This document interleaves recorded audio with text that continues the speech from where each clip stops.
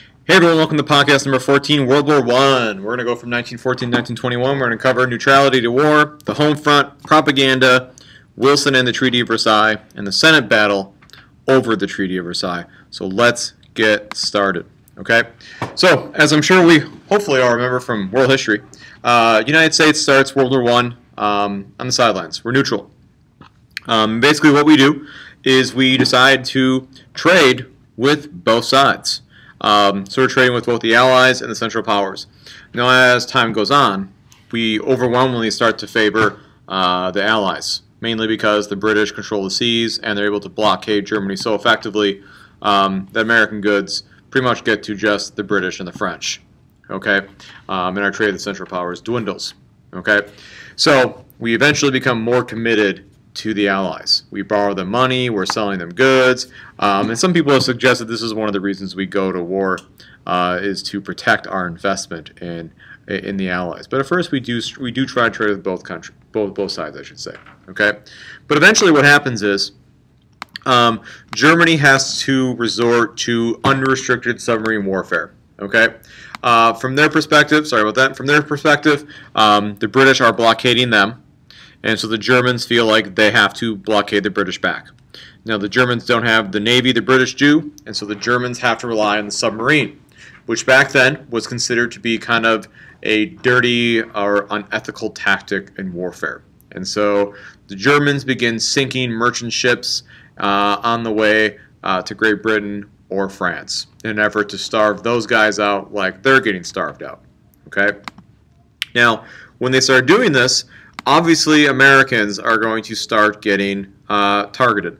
Okay, so one of the first instances we see is the Lusitania getting sunk in 1915, and that is a passenger liner that does have some munitions in it as well. Okay, the Germans sink it. Now this becomes a very big PR disaster for the Germans. 120 Americans are killed. The Americans are outraged. But we're not going to go to war over one ship being sunk. The Germans continue to sink American ships through 1915. And eventually they decide to, they're forced to agree to some terms, okay, about giving fair warning to ships before they're sunk. However, they do continue to sink ships. When they sink the Sussex, in 1916, Wilson's incredibly angry at the Germans, and the Germans basically agree kind of to end the sinking of merchant ships as long as the British lift their blockade of Germany. So the Germans kind of chill out with their unrestricted submarine warfare in 1916. Okay. However, the war is going so poorly for the Germans and pretty much everyone involved in World War I that the Germans realize that, you know what, they can't win the war if they allow the British to be resupplied by the Americans. And so the Germans basically make a calculated decision that, you know what, the Americans at some point are going to get into this war. We need to win this war as quickly as possible. And so the Germans basically decide to resume unrestricted submarine warfare to break their Sussex pledge. And they also attempt to make an alliance with Mexico, and they send them the very famous, or infamous I should say, Zimmerman Telegraph, or Zimmerman Note, whatever. And it basically suggests that the Mexicans and the Germans should have this alliance, where the Mexicans would invade Southwest America to reclaim their lost territory. Okay? Now, when this is found out, the Americans are going to declare war on Germany. But we should make a point to note that it's unrestricted submarine warfare that is the reason for the declaration of war. Okay, that is the main reason why the Americans go to war here. Okay, so once America's at war, we have to get ready to fight, and so the home front, we do several things to get ready. Okay, the government starts selling Liberty bonds. All right, which basically are IOUs. So the people of America will borrow the American government money, and the American government in a couple of years will pay that money back with a little bit of interest. Those are known as Liberty bonds. We also see, food and fuel rationing. Herbert Hoover runs the Food Administration, and he pushes for conservation of American food and resources and fuel so that we have more to give to the war effort. So there's things like Wheatless Mondays, Meatless Tuesdays, Victory Gardens, all that stuff. The War Industries Board They're basically created to oversee the production of war materials, and so they basically make sure that the private sector is meeting the needs of the wartime economy. And so what we see here is an example of total war, where the entire American economy, most of the American people are in some way doing something to help win the war. Okay, so it's a concerted effort, okay, by the American people and the American government. All right. In addition to that, the American government makes sure that the workforce is also up to snuff.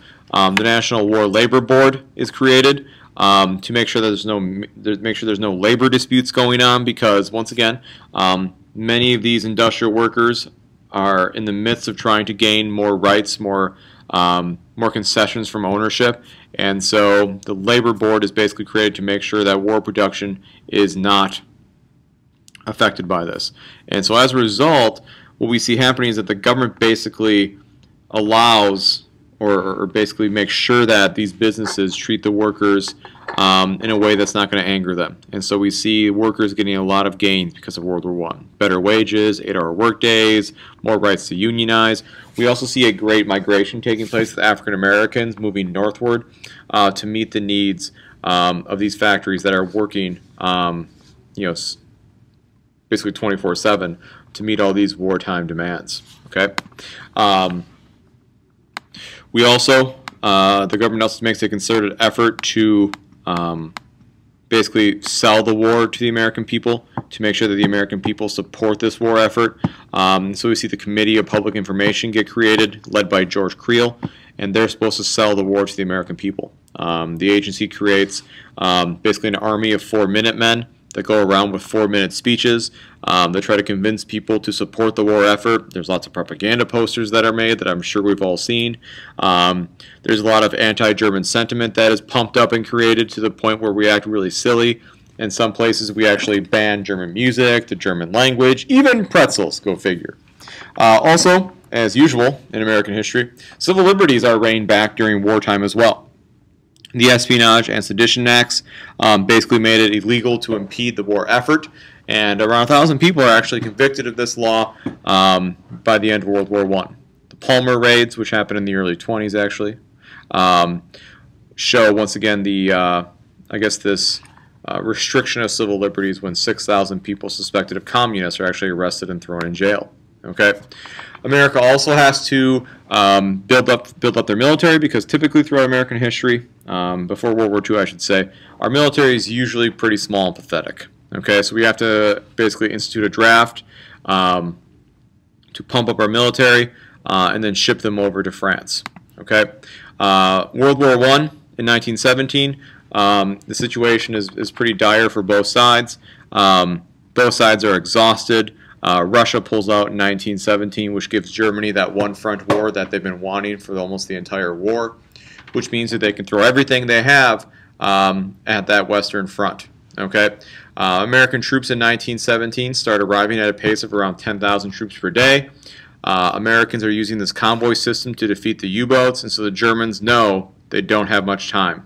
They have to launch a massive attack and win this war before the Americans arrive in larger numbers. Okay, so the AEF, or the American Expeditionary Force, is sent over to France. It's led by General Blackjack Pershing, who is one of our better generals. When the Americans arrive, obviously, it's a big lift to the morale of the beleaguered British and French troops. In fact, there's actually this really cool moment where Pershing and American troops march to the grave of Lafayette, who was a Frenchman who came to America during the Revolutionary War and helped us fight. And he comes there and he says, "Lafayette, we are here," and we pay respect to that great man. Okay, we're not in the war very long. Obviously, we don't do a lot of fighting. We fight for a couple months, but we are involved in some pretty massive battles. The Battle of the Argonne Forest, 600,000 American troops participate in one battle, which is the largest battle in American history. And basically, American troops convinced the Germans that, you know what, we can't win. The Allies are getting stronger every day, and we're getting weaker. And so it's kind of because of the American reinforcements that the Germans basically say, you know what, we don't have enough people to fight this war any longer. We can't win. And Germany agrees to sign an armistice ending the war. Okay, and so when that happens, this is where you have the infamous Treaty of Versailles getting pushed on the Germans.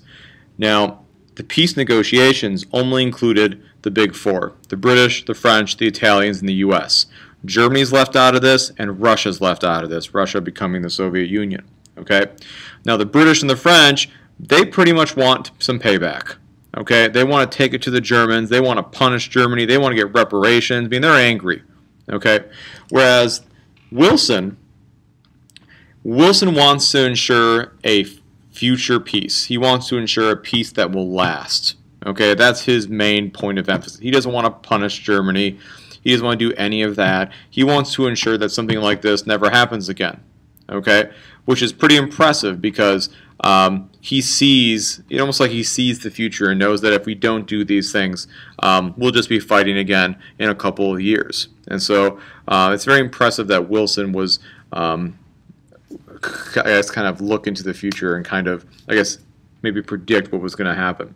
And so in Wilson's 14 points, his 14 points being his peace treaty,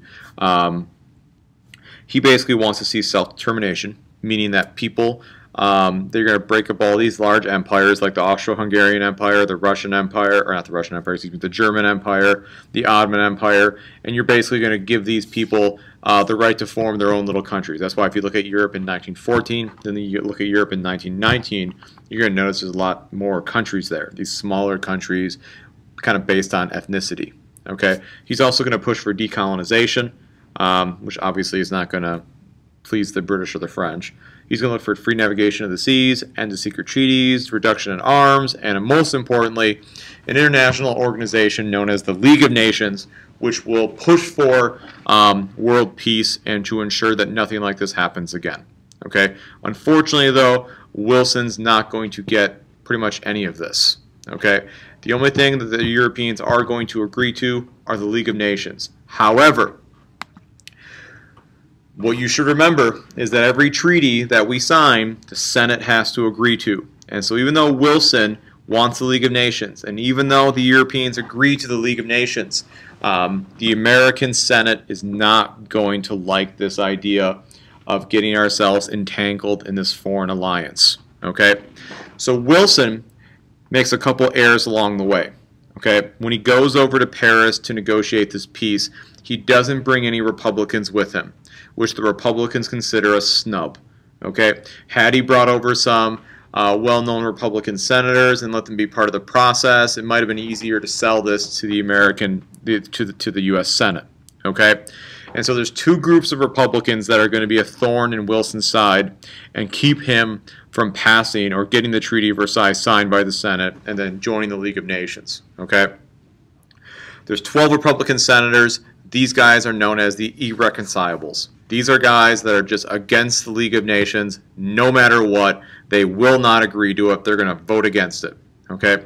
Then you have a group of Republican senators led by Henry Cabot Lodge who are known as the reservationists, who, I guess, want certain conditions put on our entry to the League of Nations, saying that we can enter the League of Nations, we can join this international organization, but we're not going to give up our sovereignty. We're not going to give up any of our power. Okay, if we're going to go to war, it's not because it's not going to be this automatic thing because we're part of the League of Nations. We're still going to debate it in the Senate. We're going to vote on all this stuff. And so they want some conditions put on our entry into the League of Nations. Woodrow Wilson, unfortunately, suffers a massive stroke when he's on a nationwide tour pushing the Treaty of Versailles. And basically some people question whether or not his judgment was impaired, but basically Woodrow Wilson refuses to compromise with these Republicans and says, absolutely not, we're not going to set conditions to our joining the League of Nations. Okay, and he's just completely stubborn and he will not move. And the Republicans are like, fine, then we're not going to support you. And so basically, the Treaty of Versailles, the League of Nations, it's never ratified by the Senate. We make our own separate peace with Germany. Obviously, we know what happens now. The Treaty of Versailles is going to be incredibly severe and strict to Germany. It's going to make their economy suffer worse than needed. It's going to allow for radicals to come to power, like Adolf Hitler, for instance, and the Nazis. And eventually, World War II is going to start. And that's unfortunate because Wilson, I think, had it right. Had we adhered to this, maybe World War II is averted. And then who knows what happens to history, right? So anyways, that's all I have for you today, guys. Follow me on Twitter. My website there has got all my chapter PowerPoints as well as my podcast. There's my email address and my YouTube channel. Thanks, guys. Have a great day.